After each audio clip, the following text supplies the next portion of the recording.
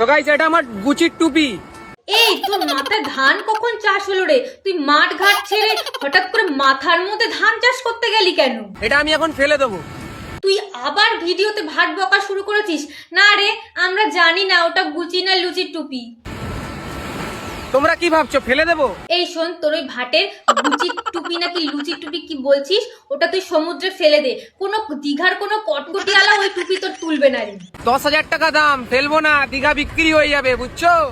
এই তুই ভাটের গুচির টুপি প্যান্ট এগুলো কোথা দিয়ে কিনিস, কোন দোকান দিয়ে কিনিস? আমাকে একবার নিয়ে যাবি তো। 10,000 টাকা নাকি দাম, শালা ভাট বকে শুধু।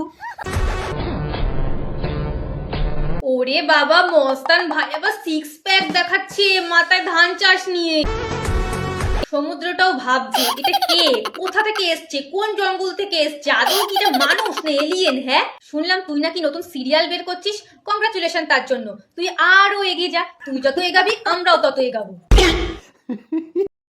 বলেছিলাম বেশি তিরিং বিরিং করিস না, করছিলিস তো স্লিপ খেয়ে। পড়লে তোর ওই গুচির টুপি তো সমুদ্রের কোন কিনারায় যেত তুই খুঁজে পেতিস না, আর তোর মুখটাও এমন থেবড়ে যেত যে 10,000 টাকা দিয়ে তোর মুখটাকেও প্লাস্টিক সার্জারি করতে হতো।